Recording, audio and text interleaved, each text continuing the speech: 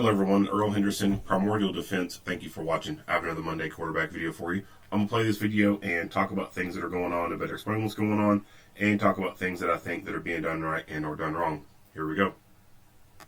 I'm Captain Alyssa Campos, Training Commander for the San Antonio Police Department. This critical incident video release is intended to provide you with information, as the department currently understands it, about an officer-involved shooting that occurred on October 2nd in the 11,700 block of Blanco Road. I will provide facts related to this incident as we know them so far. Content of this video may not be suitable for all audiences. Viewer discretion is advised. As of this publication, the officer is not employed by the San Antonio Police Department.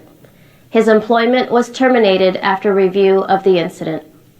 Adios. An officer responded to a call for a disturbance at a McDonald's in the 11,700 block of Blanco Road at approximately 10:45 p.m.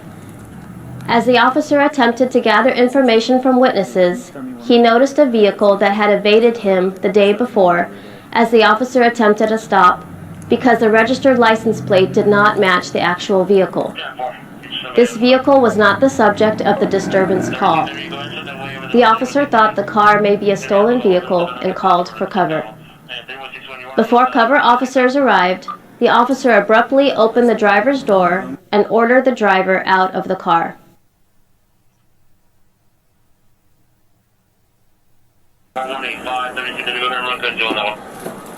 Get out of the car.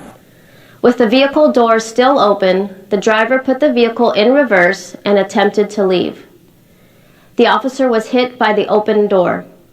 The officer then stepped back and opened fire on the vehicle as the driver reversed away from him.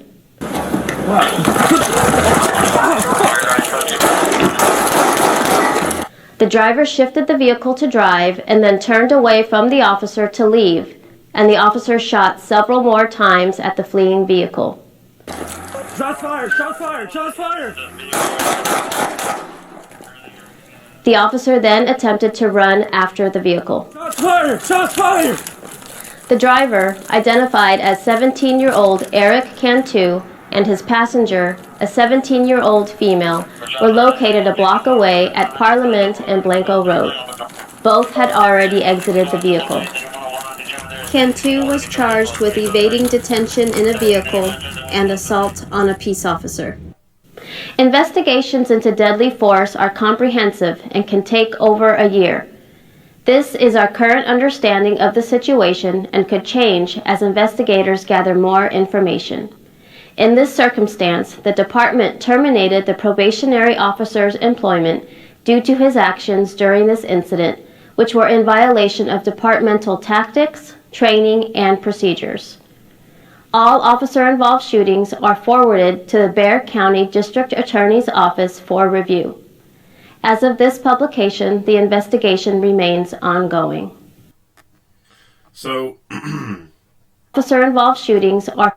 He's on probation, which in most places that means that he could be terminated and he doesn't really have any administrative recourse, I guess you could say, to fight that. So if he had been on there for the amount of time to be off of probation, then he could have some type of administrative process to fight this, and it would have been harder for them to terminate him. So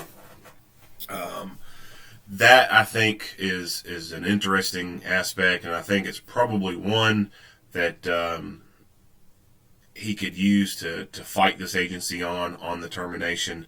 I don't know if this agency has had any particular incident similar to this where someone who is tenured or has been on there for longer than a year or so, who's done that, and he can use that as an example, but he can most certainly use other terminations as examples as well.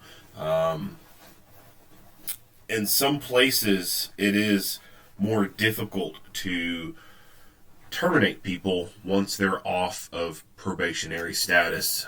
They have other rights that are given to them with their employment status when they're off of probation. A lot of places, when a person is on probation, if they fucking piss the wrong person off, if they look at somebody the wrong way, boom, they're gone. It's easy to get rid of people when they're on probation. And once they come off of probation, then it's a lot more difficult to get rid of some people. That's why some agencies have so many shitty people still employed on the agency. Once they're done with probation, it's fucking hard to get rid of them. On top of the fact that agencies are a lot of times reluctant to terminate lazy people anyway because of just the process, the long and tedious process that it takes to get a person hired, trained, and on the road. It takes over a fucking year to have an officer be able to go out on their own and do stuff on their own. It takes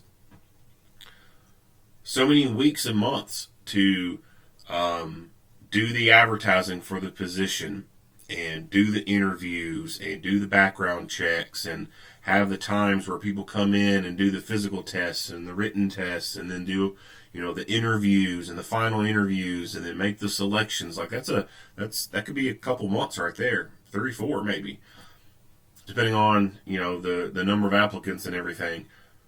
Then once they make those selections and they give those offers of employment to people, then starts an academy process. And sometimes that doesn't start right away. Sometimes that could be a couple weeks to a month before that starts, because agencies have to work around, some agencies have to work around the academy, and the academy only does so many classes a year, so they will try to do their recruiting and their hiring process in a time frame to somewhat maximize the downtime. But they'll do all that stuff, and sometimes it works out. They got a week before the academy starts, sometimes, a few weeks or a month or whatever before the academy starts. And then the academy starts, that's half a year or more, depending on which state they're in. Half a year at the academy doing training. And then, once they get back, they go on FTO, field training. They do that for several weeks. And then, and while they're doing that, the FTO, they're riding with another officer, learning, the administrative stuff of the agency, how they do things there. They're being evaluated by the officer to make sure that, hey, this person's actually good for the road. They're not afraid or anything like that. That goes on for several weeks. And then when they come off of that, they're on their own. And then they're on their own for about a year. They're on probation. And then even then, when you think about when a person gets into a job, it takes the better part of a year or two for that person to fully learn the majority of all the aspects of their job. Like the little things that come up here and there that they might not know the answer to. Like it takes about a year or two for someone to get really good at their job. And they have to stop asking so many questions. Well, where is this paperwork at? Where's this form at? Well, what do I do in this situation? How do I fill out this? How do I handle this? Blah, blah, blah. That's a long process. And so when agencies are understaffed and there's a lazy person, but they show up to work and they go out and they take some calls, but even though they're lazy and they don't do a whole lot and it's kind of subpar, the agencies still keep them. Because if they get rid of them, well, then that creates more overtime. And then more overtime pisses people off. And when people get pissed off about overtime, they look for somewhere else to go. So agencies keep lazy people. And they do that because it's hard to get someone to replace them. It's not like Taco Bell, right? It's not like fucking Walmart where you can hire someone and within a week They don't have anyone following them around, showing them what to do. Like, they're fucking doing stuff. Like, it's pretty, like, some jobs are pretty damn basic. Other jobs are not. So you got that, coupled with the fact that after they come off probation, they have certain rights that make it hard for people to be terminated. So, as I said earlier, and throughout this rant, if this officer had been on there past this probationary period, they probably would not have immediately terminated him. The only reason he's been terminated is because it's easy for them to do. And because of this situation, I think that the agency's like, oh, we're going to look bad if we don't do anything. Let's get rid of him. That's what I think is going on. I think they're using him as a fucking scapegoat, terminating him and being like, oh, yeah, we've done right. We've done right by the people. You know, this was wrong, blah, blah, blah. He's gone.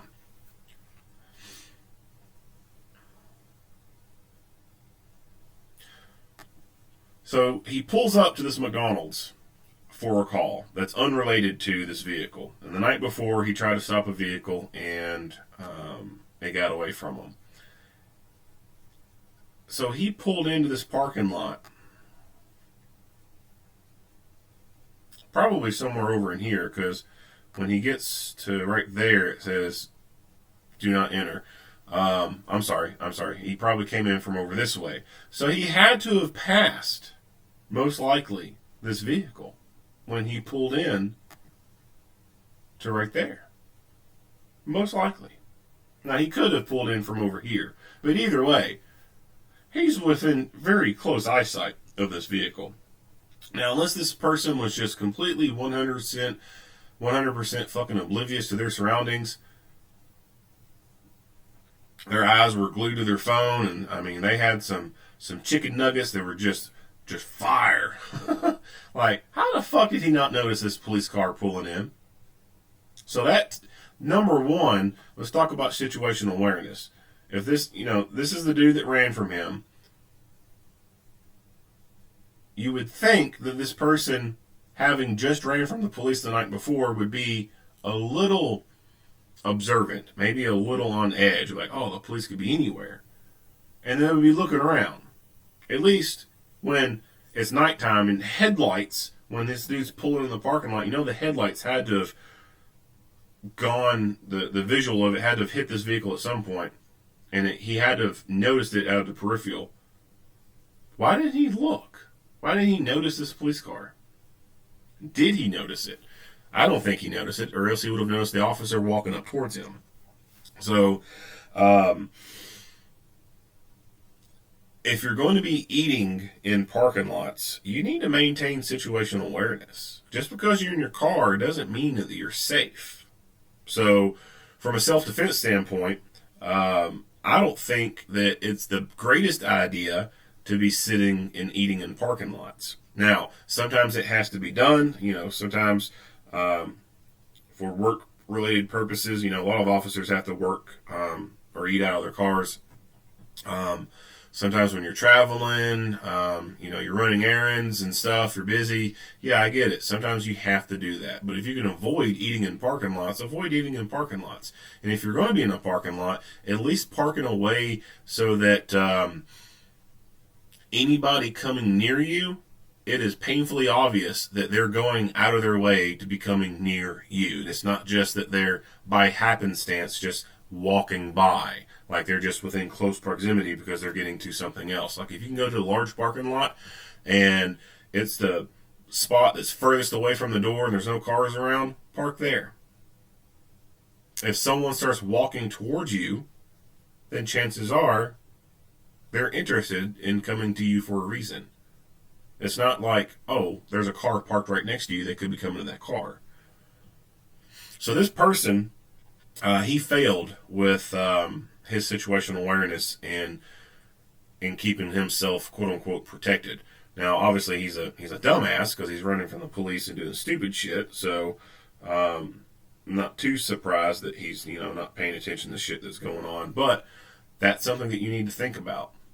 If you're out and about and you stop at a fast food place and you want to eat in a parking lot. So this officer, he notices the vehicle and he starts heading towards it. Personally, I think that probably the best thing he could have done was just get back in his car and then pull in and park directly behind it. And pulling in and parking directly behind it means getting it bumper to bumper, not leaving a foot of space between it, not even leaving a few inches. I mean, if you can pull in and basically kiss that bumper and make that car bop just a little bit, then you're close enough. The key to blocking vehicles in is remove their ability to get any kind of distance from your vehicle. Because once you can gain some distance from a vehicle, then you get a purchase point. You can get just a little bit of distance, hit that accelerator, get that momentum up, and then you can move that other car out of the way. You have maneuvering ability. So the key is to get your bumper as close as possible to it. And then that prevents them from being able to push your car out of the way, or for them from pulling forward a little bit, cutting the wheel, and then maneuvering around it. Now, he is in a car. He could just throw it in drive and drive over that little curb that's right there in front of him. But most likely it's going to cause some type of damage to the vehicle, and or he gets stuck on it because it doesn't have a whole lot of clearance there. Best case scenario is if he did try to go forward, he'd rip the fucking oil pan out of the bottom of the vehicle. And then if he decided to keep running, it'd just be a matter of time before that engine seizes up on it. The second base scenario is he tries to go forward over it, but due to low clearance, he doesn't get enough momentum and then just kind of sits on that curb like a seesaw and just sits there. Worst case scenario is he actually clears the curb and then nothing really truly damages the underside of the vehicle, and he's able to keep running.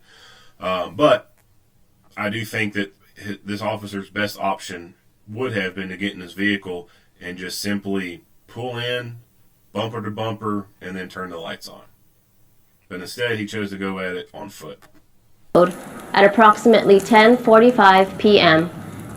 As the officer attempted to gather information from witnesses, he noticed a vehicle that had evaded him the day before as the officer attempted a stop because the registered license plate did not match the actual vehicle.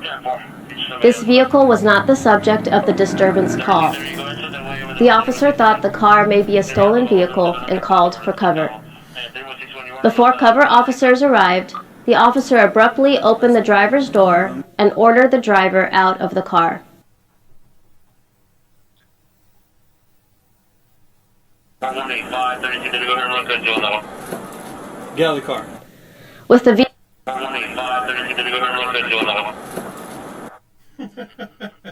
This dude was completely just surprised. So yeah, the dude's situational awareness was shit. So this officer, his idea was to come up and just rip that door open and then tell the guy to get out. Sure, that works sometimes. Sometimes, when you can get that surprise on someone, boom, they have literally no option. But this guy was non-compliant. He still decided he's going to back up and run. So this officer, he approaches and he does this. He does not have his gun out and ready. So one school of thought, I guess you could say, is he comes up on this vehicle.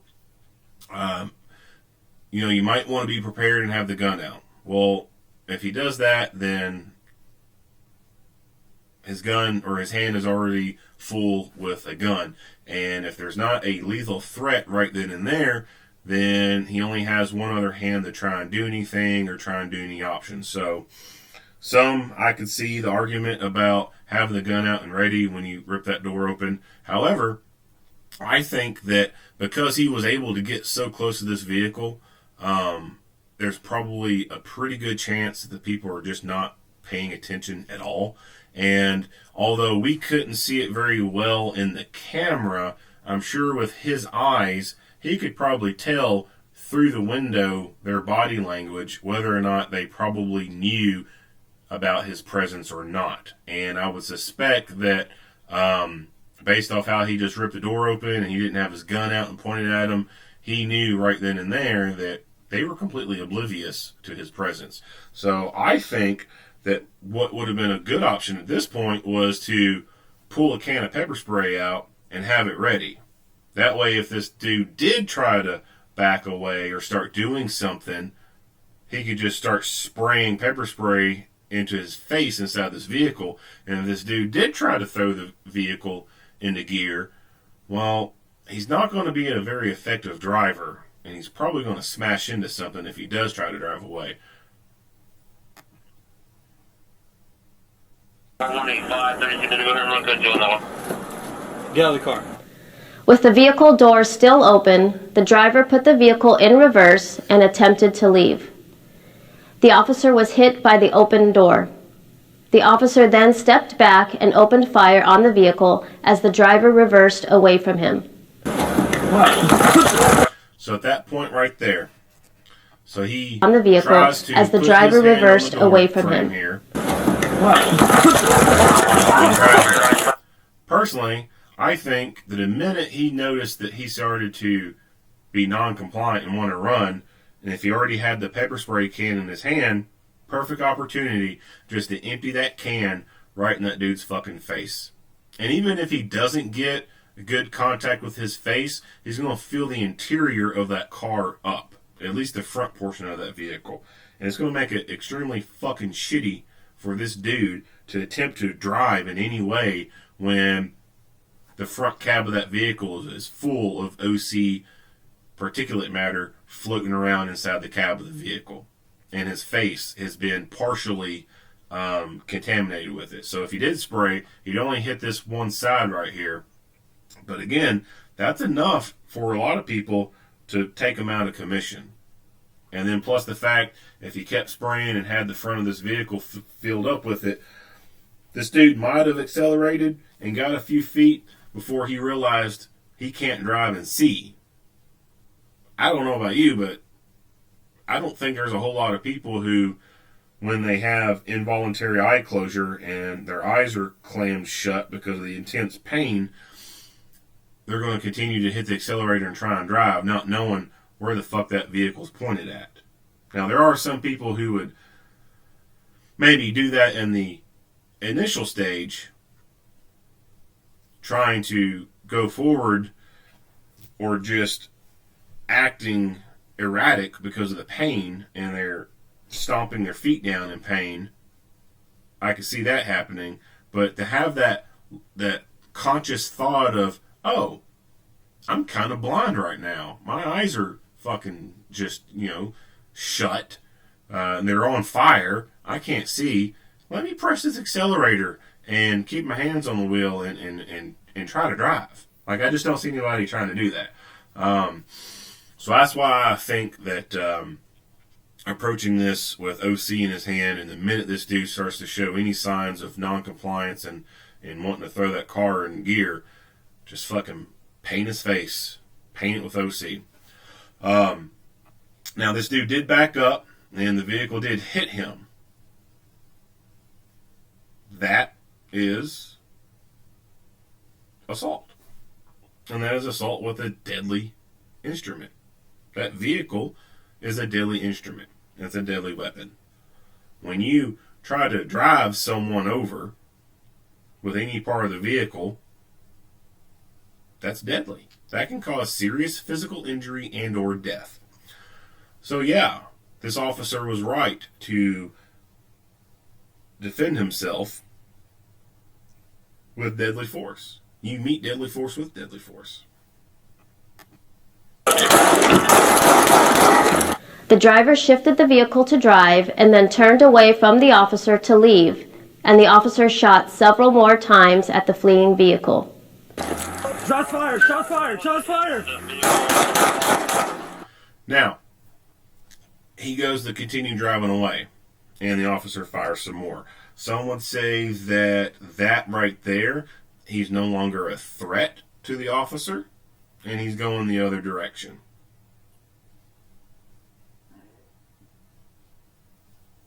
You could also make the argument that this officer believes that because this guy just tried to murder him, that he has no regard for anyone else's life and will run other people over to get away. And therefore, he is a substantial risk to public, which would then give him the legal justification under Gardner to use deadly physical force.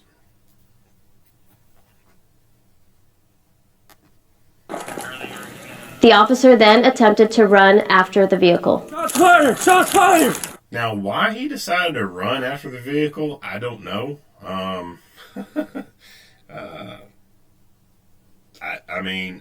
I would say at this point, due to fight or flight kicking in, forebrain not having the most power, midbrain kind of more taking over, that it was just an instinctual, animalistic thing to chase after the guy. We all know that a person is not going to outrun a car, right? Like, this dude is not the fucking Terminator T-1000, all right? He's not going to run that fast. The driver identified. It could be that he thought that because he did make contact with his rounds, that the dude would eventually stop some distance away. That could be what he was thinking in his head. But obviously that was not the case. As 17-year-old Erik Cantu and his passenger, a 17-year-old female, were located a block away at Parliament and Blanco Road. Both had already exited the vehicle. Cantu. Alright, so not much else to say about this video. If you like what you hear and see, go ahead and give me a like and a share. If you have not already, hit the subscribe button and stay tuned for more Monday quarterback videos. Earl Henderson, Primordial Defense, thank you for watching.